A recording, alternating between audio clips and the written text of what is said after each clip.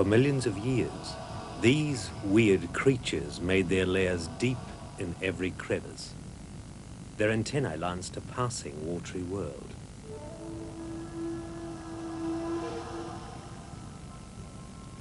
Crayfish were secure, proof against attack in marvelous suits of armor. Related to lobsters, they're scavengers, hunters. But now they have become the hunted.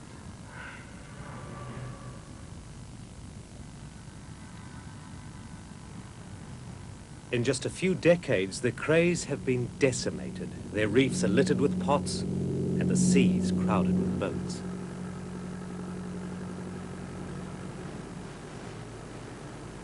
We know their value, their taste, and how to catch them well enough. But the ways of the crayfish are mysterious.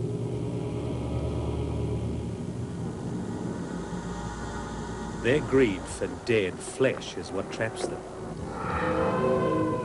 But our greed for their flesh might soon destroy them.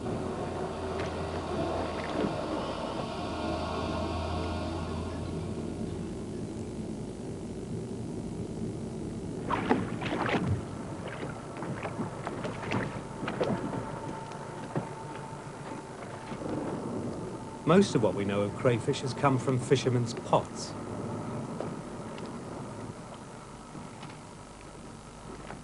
They're related to insects, but under the sea, beyond the pull of gravity, they've grown big and powerful. Their crustacean body plan is like something designed for a science fiction movie. Each armor-plated segment has a pair of jointed appendages. At the tips of their limbs are delicate bristles sensitive to touch. The mouth and its massive jaws are surrounded by modified limbs. Some are used rather like knives and forks. Others are tearers and shredders. But on the hard external skeleton, the bizarre becomes beautiful. Burnished, embossed, spiked and whorled, each tiny facet lacquered and hard, like the mail of a knight in armor. And long, sharp spines help protect the vulnerable eyes. A pair of reinforced antennae help sense the watery world. The eyes themselves are intricate, at home in the soft blue light of the reef. Out of water, they're quickly damaged by the naked sun.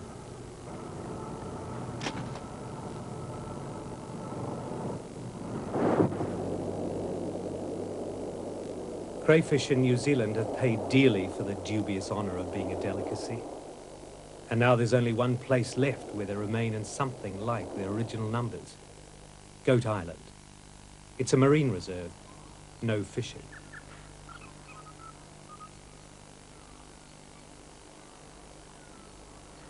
Five kilometers of coastline and sea are protected within the reserve. One of only two in New Zealand, it's the focus for study at the nearby University Research Station.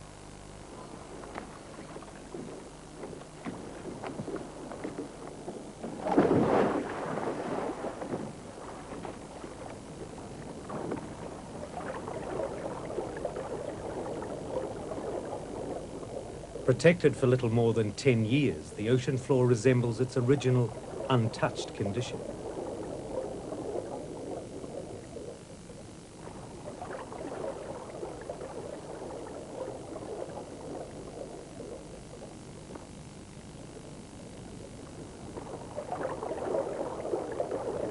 Here, for 4 years, Alistair McDiarmid has been observing a unique population of big, mature crayfish.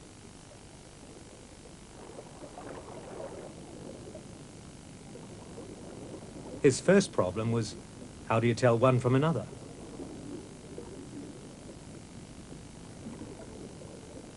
After many dives, he came to recognize individuals on sight. But he had to be sure. They needed to be measured and marked somehow. Crayfish live a long time, maybe as many as 40 or 50 years. They don't breed until 4 or 5 years old. And in order to grow, they must periodically shed their hard shells. During these molts, damaged parts can be replaced. Even whole limbs grow again.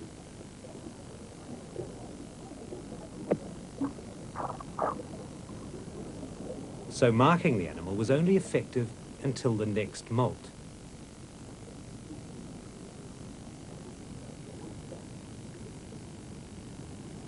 Alistair and colleague Barbara Hickey finally found a tagging system that would work. A tag was attached to the thick rope of muscle that fills the tail. As the muscle remains during the molt, so does the tag. They could now get to know all the crays on the reef.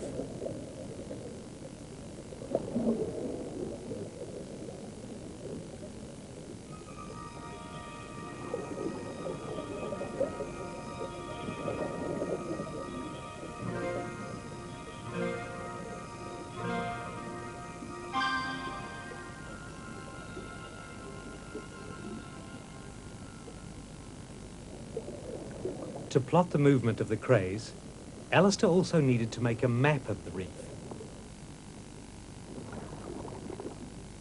Visibility underwater is never as good as in air, so the easy method of mapping by photography was no use. Instead, every boulder, cave and clump of kelp had to be painstakingly measured and recorded by hand. It took many dives before the profile of the seabed could be drawn.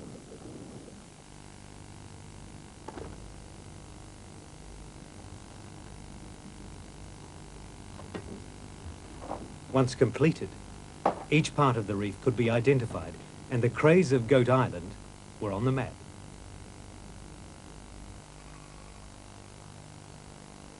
But some of the tagged crays disappeared from Alistair's study area and were never seen again. Perhaps he tagged some transients, moving through on their way north, part of a mysterious underwater migration some fishermen have talked about.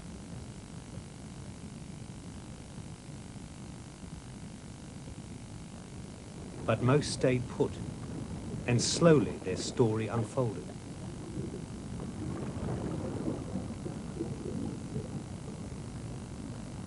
Crays are normally active at night, and for most of the year they seldom leave their caves during daytime. But in early winter, some were found abroad at all hours, wandering the reef and courting danger from predators.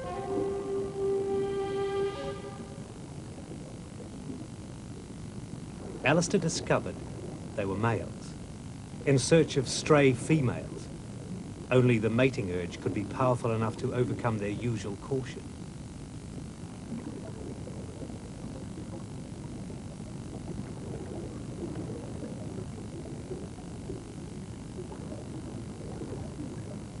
For most of the year, resident male crays are quite tolerant. Each has a favorite cave or hiding place, which may be shared by others.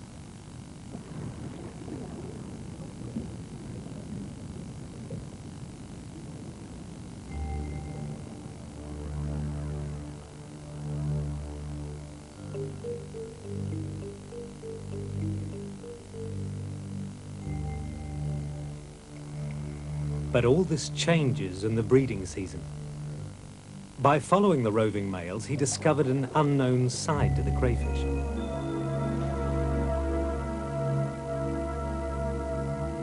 He found the big males become very aggressive.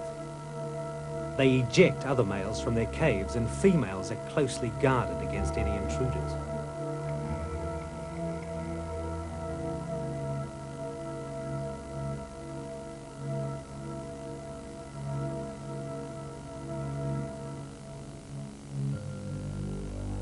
A threatening display is often enough, but he soon discovered that if a rival persisted, it could progress to a full fight.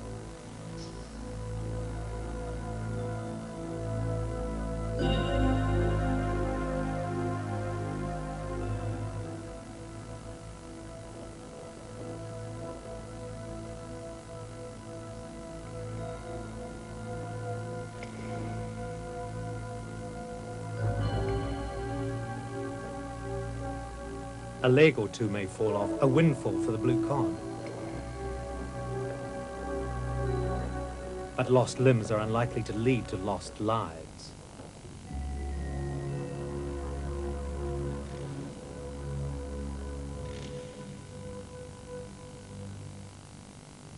The defender is successful as usual, and his rival retreats to try his fortunes elsewhere. The courtship of crayfish is rather leisurely.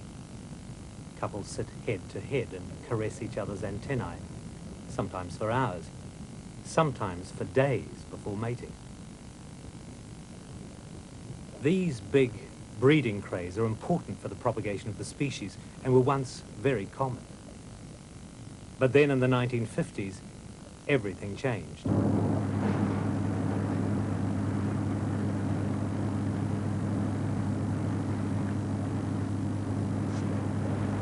Crayfishing boomed, and these large old fish, the main breeding stock, were caught in enormous numbers, and there seemed to be a never-ending supply.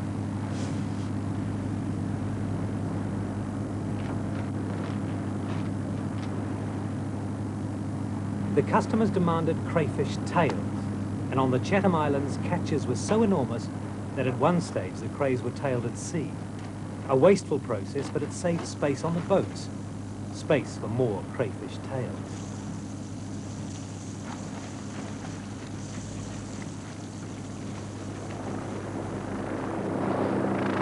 Helicopters were used as well, to clear the decks and allow the boats to keep fishing.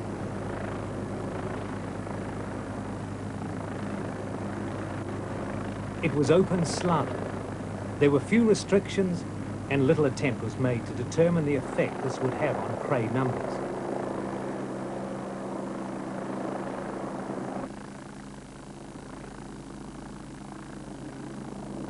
For a few brief years, the harvest was bountiful and export markets flourished. What had once been a homely New Zealand dish became top of the menu in the fashionable restaurants of New York and San Francisco.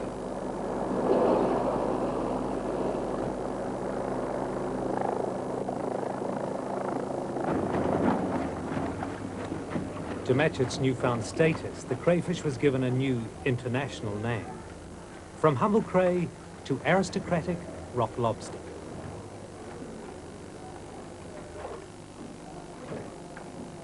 These were exciting times for the industry. More and more fishermen took to the sea in pursuit of the lucrative lobster. Soon the value of the crayfish catch exceeded all other fisheries.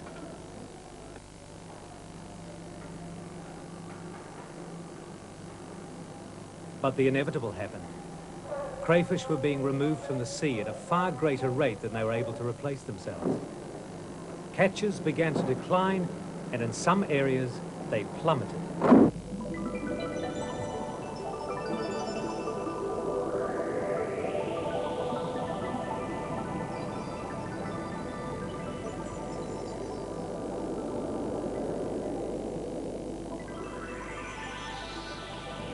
In undersea forests, the tall plants grow to the sun and sway in the breeze, just like forest on land.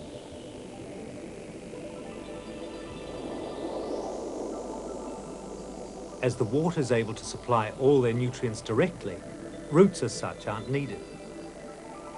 The root-like base of the kelp serves only as an anchor against storm and tide.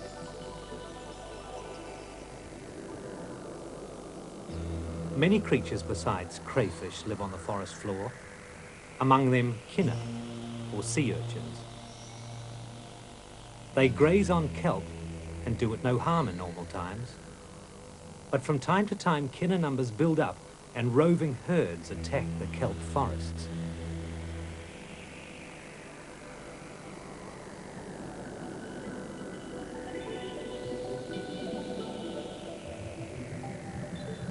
They browse and breed, and bit by bit the forests vanish.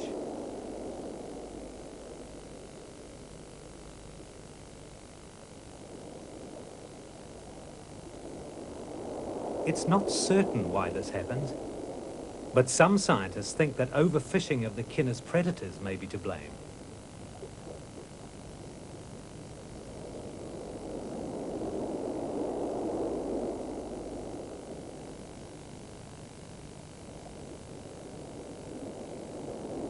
Crayfish prey on kinna, as do various fish such as snapper. But snapper too have been the victim of overfishing. And there are now few places where kinna suffer from either crayfish or snapper.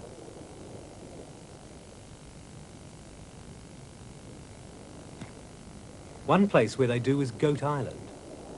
Protected within the marine reserve, fish populations are building up again, offering a chance to study the problem of urchin excess. The ecology of kelp forests is complex and not well understood. We still have very little idea what impact overfishing has on these areas.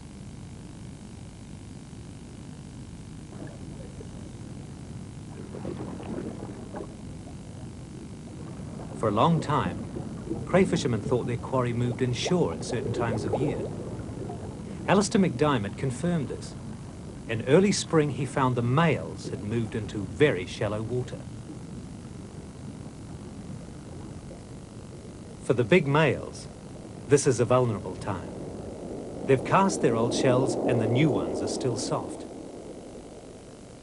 For several weeks, they stay hidden in caves, huddled together with nocturnal fish such as big eyes.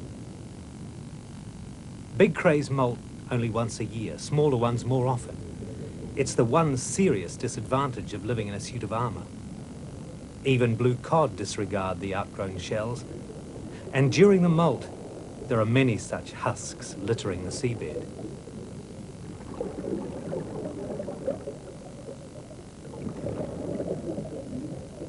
Each shell is complete. A perfect crayfish replica, including the antennae and the outer skin of the eyes, but hollow and as limp as a rag doll.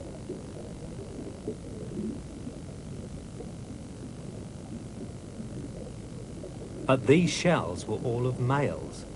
He could find no female crays among them.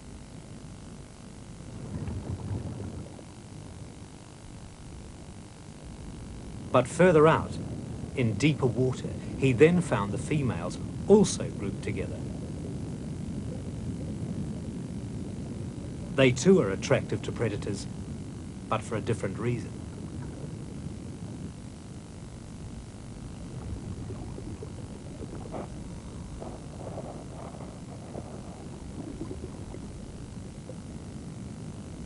The females were in berry, their abdomens laden with eggs, as many as 500,000 on larger crays.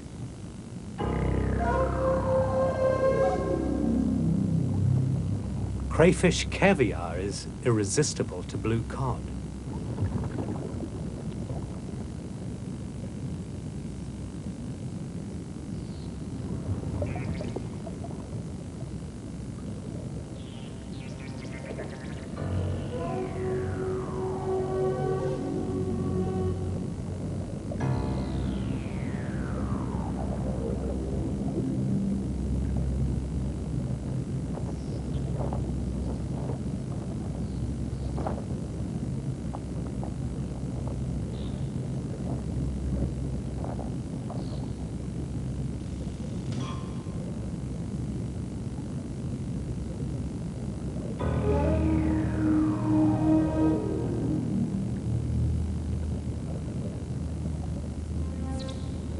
For the crays, it's a case of safety in numbers.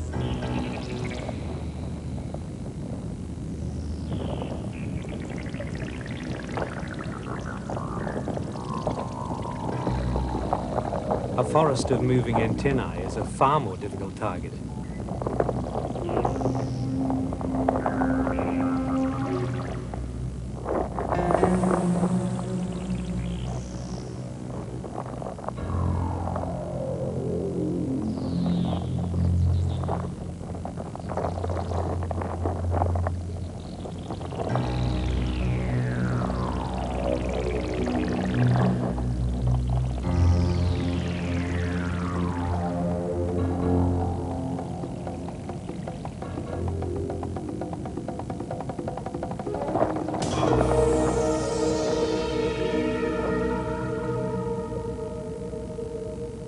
Although the cod are persistent, their attacks are really only a nuisance, usually nothing more serious than a loss of a limb, which the cray can replace at the next molt.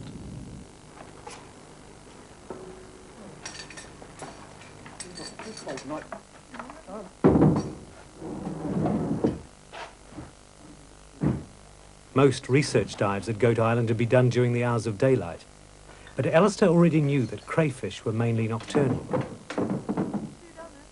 Observations made in daytime are only part of the picture.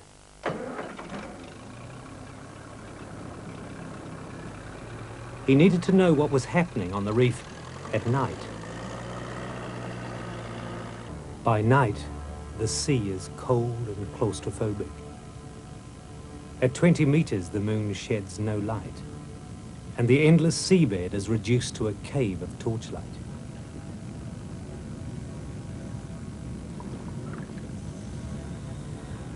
But even in darkness, there's activity on the reef. A few daytime species like the dory are still alert, but most of the familiar fish have gone to rest. Some sleepers are disturbed by the light, but others, like the pori, continue their fixed-eyed slumber. And further out near the reef edge, currents sweep through, raising fine debris from the bottom.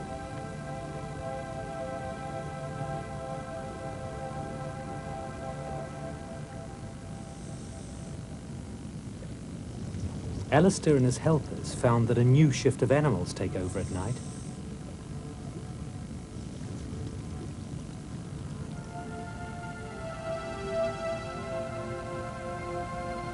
Shy, cave-dwelling big eyes feed on night plankton.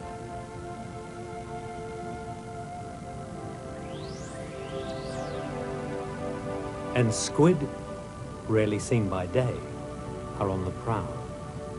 Hunters and hunted.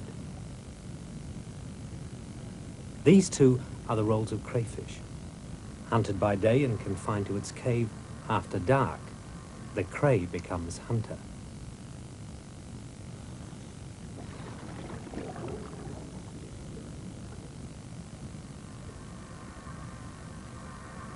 Alistair knew that the crays would be out of their caves, but he wanted to find out how far they'd travelled and what kind of food they'd be searching for.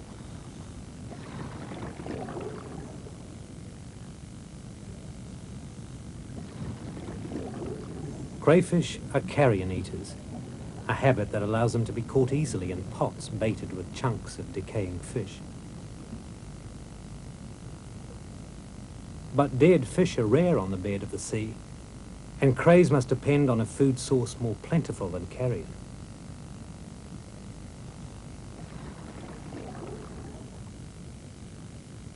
The reef is surrounded by broad areas of sand. No place for a crayfish in daylight.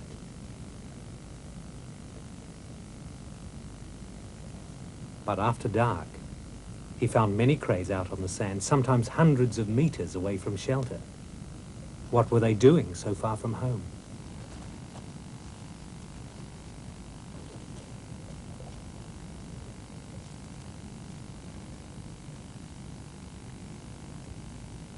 They were hunting for shellfish, and they seemed to know exactly where to find them. Daytime dives had revealed many empty shells of dog cockles scattered on the reef. This was puzzling, for they normally live on sandy bottom.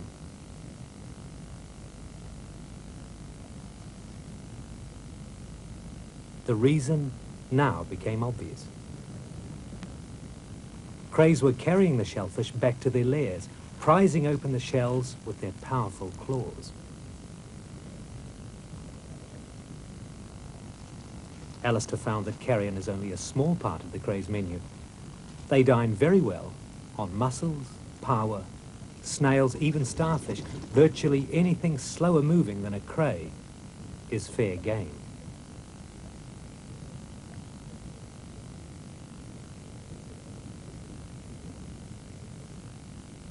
During one dive, just before dawn, Alistair noticed groups of female crays near the edge of the reef where the passing current was strongest.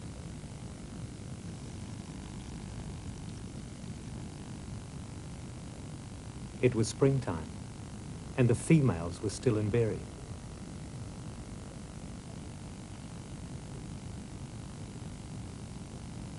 Their behavior seemed odd, so he waited and watched.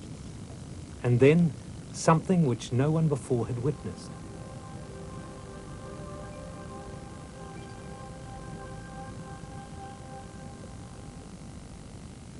they were spawning.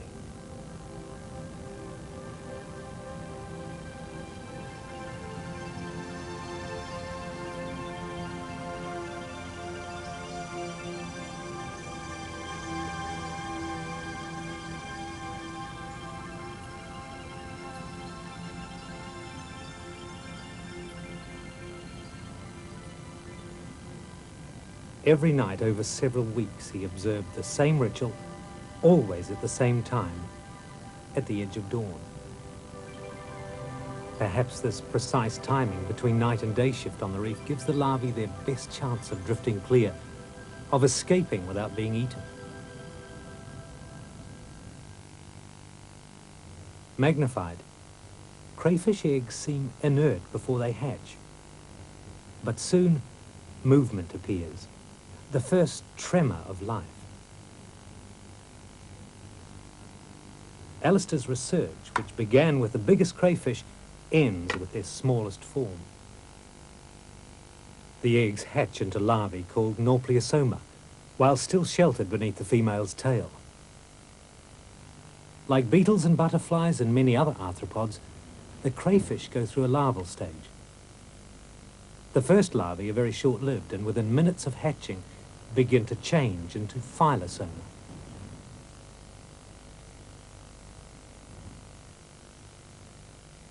The transformation is swift and profound.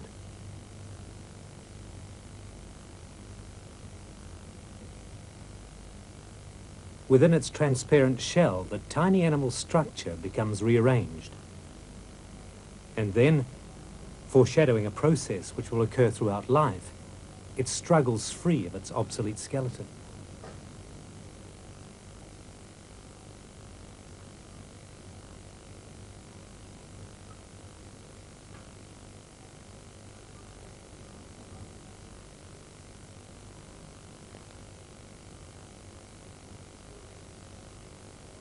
As phylosoma, the young crays now embark on a long oceanic voyage beyond the scope of Alistair's study, and into the least known phase of their life story.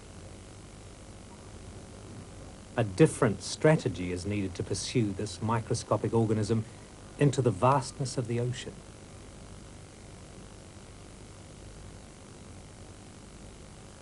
Soon after hatching, the larvae rise to the surface light, running the gauntlet of hungry reef fish.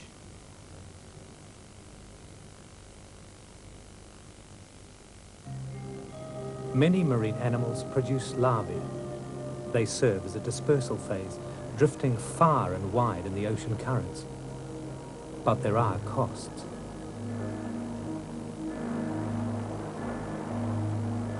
Life in the plankton is hazardous. Most of the larvae disappear, carried out into great ocean depths on the ever-moving surface of the sea. And an unknown number are lost, victims to roving schools of fish.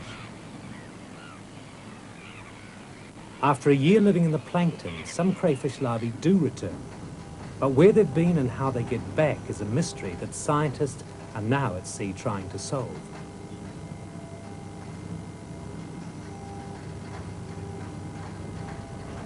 When the larvae come up to feed at night, they can be caught by trolling with a net at around 30 meters. All the way.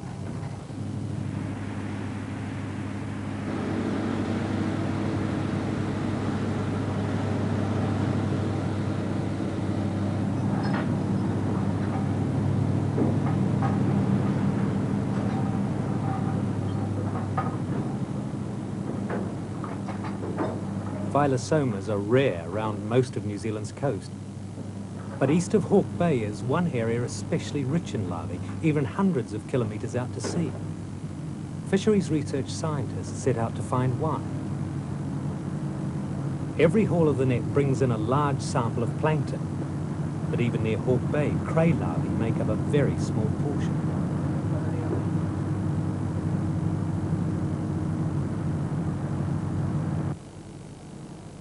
They share the ocean with other nighttime visitors from the depths, strange fish and krill.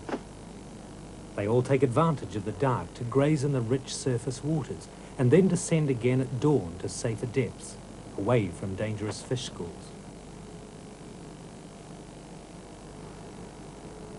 The cray larvae have to be picked out and counted one by one, the needles in a fishy haystack.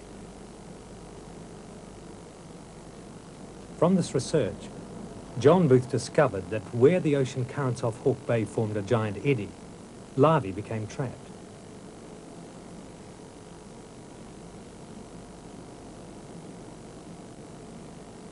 They'd found where many of the spidery Phylosoma drift to, but still didn't know how this strange creature then returns to the coast and becomes an authentic crayfish. After a year or more adrift, the leaf-like Phylosoma change again. Now at last, the crayfish in them is revealed. The new phase is called Purulus, and it doesn't remain for long on the high seas. Purulus can somehow detect the coast from far out at sea and migrate towards it. Once there, they settle on the bottom and quickly assume the colour of adults. The reproductive wheel has turned again, but the mystery continues. Crayfish are back close to the land, but what brings these juveniles back? Where do they settle? And do they remain where they settle?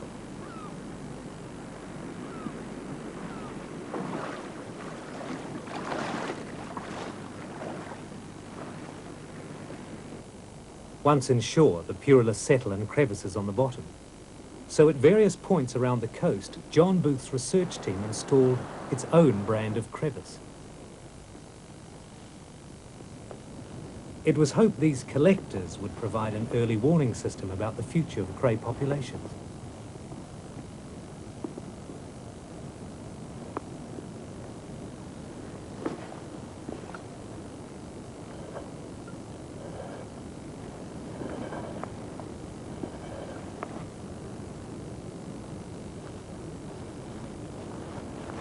But they had another purpose, to see if the numbers of Purulus landing on the coast mirrored the distribution of larvae caught in the plankton far offshore. Every month the collectors were brought ashore, emptied out, and the Purulus counted.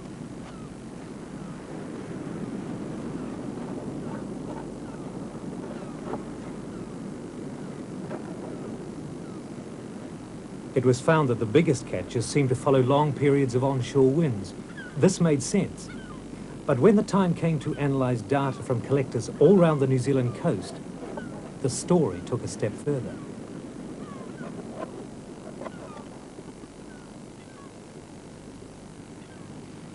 In most areas, hardly any Purulus were caught, but sure enough, there were large numbers along the east coast, directly inshore from the big pool of larvae they discovered at sea. But the tale didn't end there. Where did all the larvae in the East Coast eddy begin their lives? The first clue to the riddle came off Otago, hundreds of kilometres away to the south. The waters here are cold and rich. Offshore, a number of currents collide, mixing warm Tasman water with a chilly flow from the Antarctic.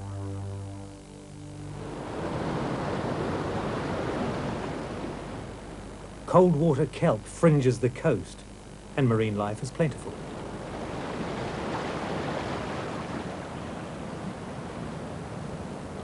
Fur seals play in the shallows during the day, but at night swim out to feed in a sea teeming with squid and fish.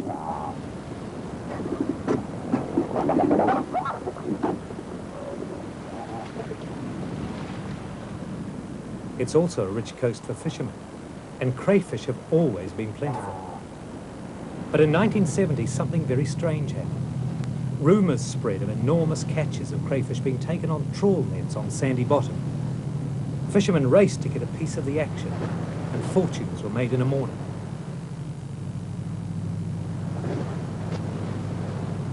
Soon, big catches were being made further south. The crays were on the move. They were migrating, marching south, and they weren't stopping.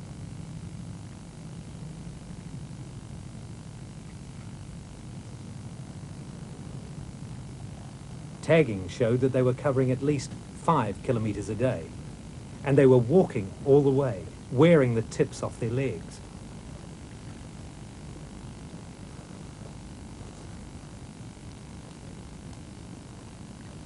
Soon, some of them were being caught on Stewart Island.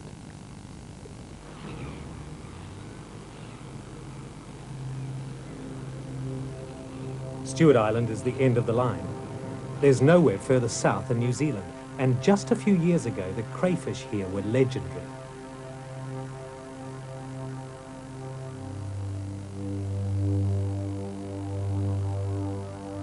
The coast is rugged with many reefs, and the sea is clear nearly all year round. Could the destination of the migrating crayfish be the giant kelp forests of Stewart Island?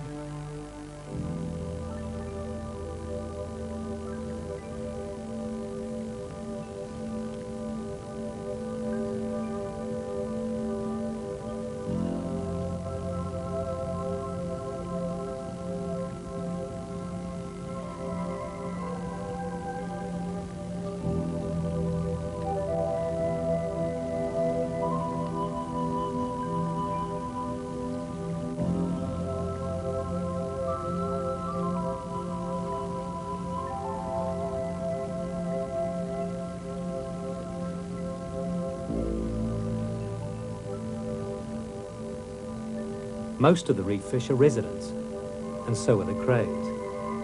But in spring of 1970, more crays arrived, thousands of them. They had walked down the coast, and although they were caught all the way, enough reached here to fill every cave and crevice on the island. The scientists began to wonder, could this strange migration be tied in somehow with the long voyage of the larvae? After all, during a year floating in the currents, larvae could travel a vast distance.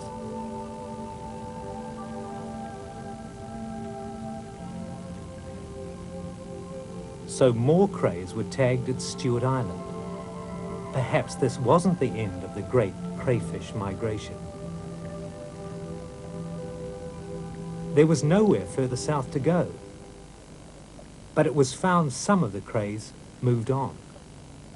They moved west, around the coast, travelling against the current all the way, eventually arriving in the wilderness of Fiordland.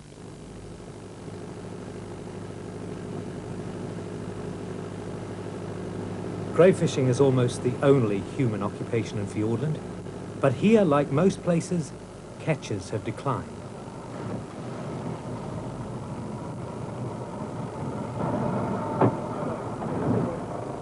If fishermen are lucky, they may encounter a run, but usually they make do with smaller catches of resident crayfish.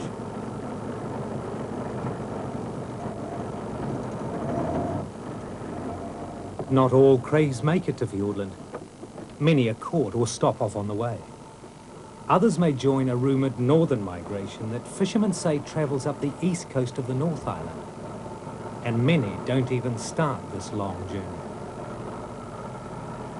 But almost every year, some crays still migrate to Fiordland. Around Christmas, small runs appear and the fishermen follow them up the coast several kilometres a day. The pattern of movement's always the same. Crays leave the east coast, travel south, then west, and finally Fiordland.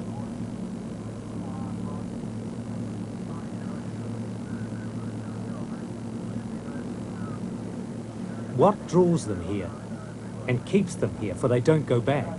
So what's special about Fiordland?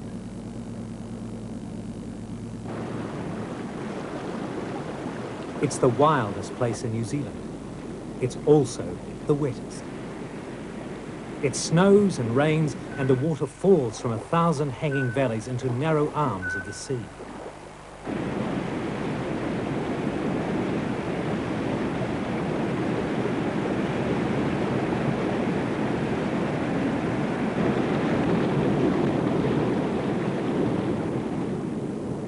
Fresh water doesn't mix with salt water, but floats on top, forming a stained layer which blocks the light. The effect is strange. Beneath a lake of cold, fresh water is salt water, separated by an oily interface.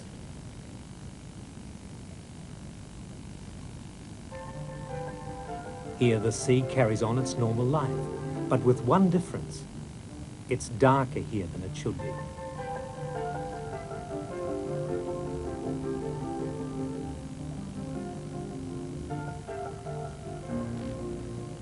So the sea within the fjords is like nowhere else. The ecology is altered by lack of light.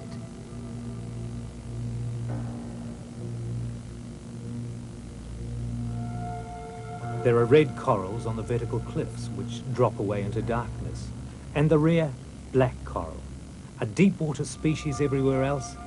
Here it's found at 10 meters.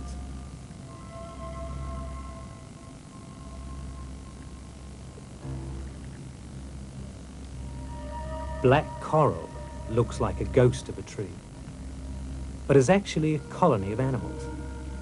It feeds on plankton, and a single tree can live for several centuries.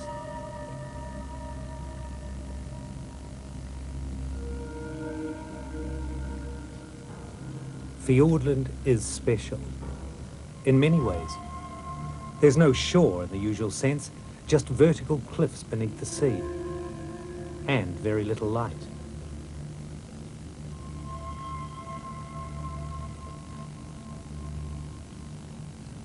For coral trees, it's perfect. They could never survive on open coast. But the question remains, what brings the crayfish here, to this land of corals?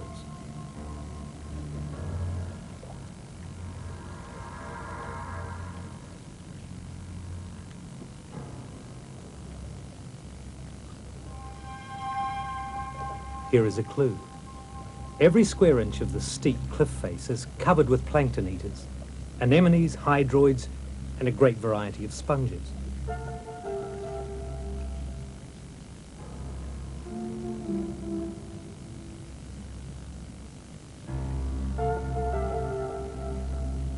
All of them strain their food from the rich currents, and so do the corals, red and black. These currents are the only common link, and this may be the answer. The warm East Australian current feeds Fiordland. It splits in two and drifts right around New Zealand, scattering the larvae of Fiordland crayfish far and wide. When the currents meet again, they form the giant eddy off the eastern coast. So larvae trapped here could come from any part of the country and boost young cray numbers inshore. The riddle is nearly solved. Migrating crays may be some of these same animals trying to find their way home again, walking back against the current in which they spent their year adrift as larvae. But there is one more twist to this tale. Fiordland is also one of the few places in the country where plenty of larvae settle. The fisheries scientists had a hunch, so they went far out to sea with their plankton nets, and here they found larvae across the entire Tasman Sea. These must have been coming from Australia. It seems that Fiordland receives a regular invasion of immigrants carried in the currents.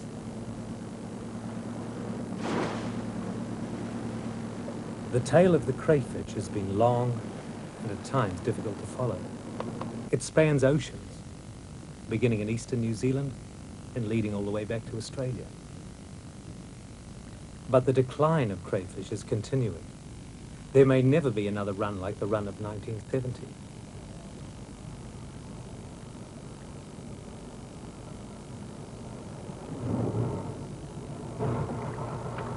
It's difficult to manage an animal as fickle as the crayfish. But there are some things we can do. Fishermen put small crays back to give them a chance of breeding. But the big crays are the breeders. It might make more sense to put them back as well and give the catch an upper and lower limit. The problem is that most big ones are already gone, from coastal areas certainly, except at Goat Island Marine Reserve.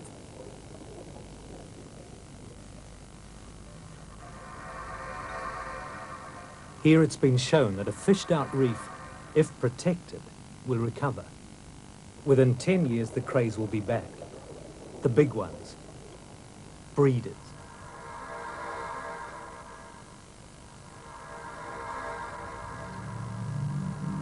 Some fishermen are seeing the wisdom of marine reserves, seeing them not as restrictive, but as potential storehouses capable of replenishing the sea.